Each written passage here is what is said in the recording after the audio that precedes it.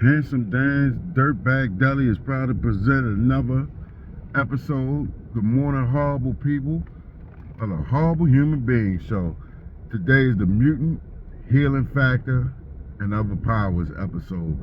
So after sitting and watching Daredevil and Deadpool and Wolverine, it was an awesome movie. I've been into the Marvel movies. It was good. Shout out to seeing Wesley Snipes come back. I don't want to ruin it for nobody, but it specifically had me thinking about Wolverine. What's Wolverine's power? Wolverine only real power. Everything else was added on to him, the knives and the skeleton.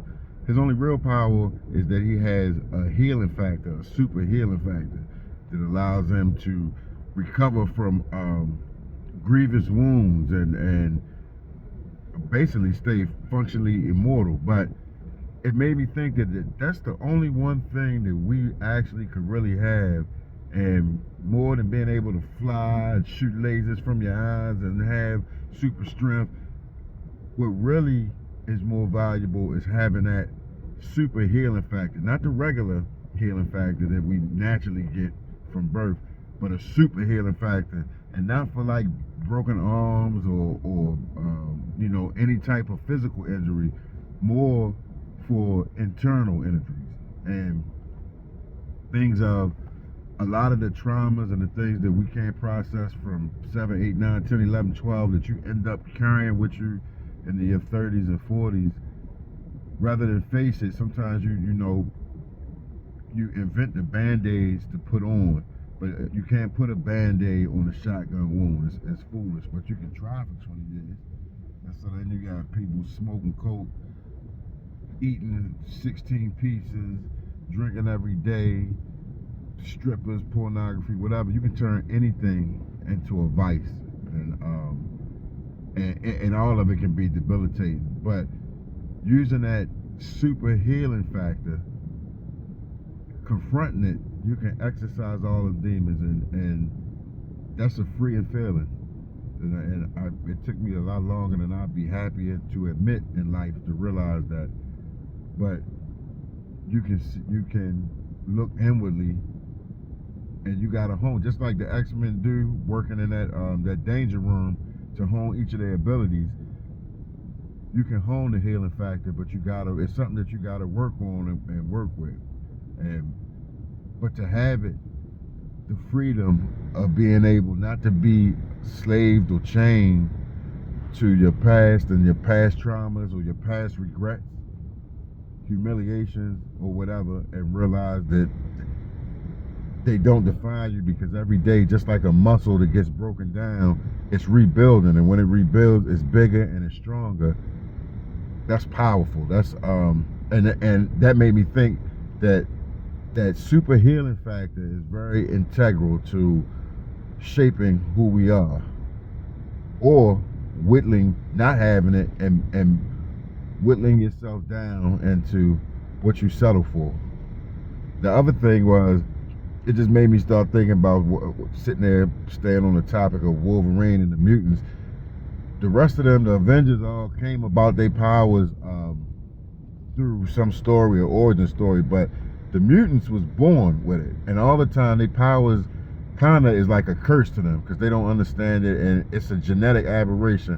So it made me think of the things that the inward talents that we're all born with, whether they be different traits or things that we can do, from boxing to drawing to writing, singing, whatever. Some people charismatic, some people are natural born leaders.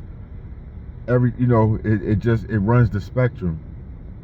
And it made me think that when you discover what your power is and you move towards it, I think about Stephen King, who wrote, that man he was rich in the 70s off of his books. He's still been writing. All of his books from the 70s on have become movies, television shows, and the books themselves is still selling. Stuff he wrote in 1975 is still selling 2 million copies today. They about to have another prequel, something that he wrote in 1986. It's still coming. But what I want to know was Stephen King had a bunch of substance abuse problems, and it got to the point that in the 70s he was drinking so heavy. Stephen King didn't even remember writing Cujo, which was a very famous, one of his early books, about a dog trapping a woman, a dog with rabies. He didn't even remember writing the book, and he was able to complete the book, get it out. The book became a movie and success. But just imagine operating at that height with your talent, and he's fully wasted, fully blackout drunk, still writing to the level that you wrote a bestseller, and the movie was #1 when it came out. Which means that's not right to do. But if that's how you operating when you're inebriated, imagine when you sober up and you confront your demons, use the healing factor, and hone your talent. Then that talent become a power, and that's like a powerful message, and that's personally for me, because you can go through life having potential ain't nothing if you don't do anything with it. And once again, that falls down to strategy and discipline. But shout out to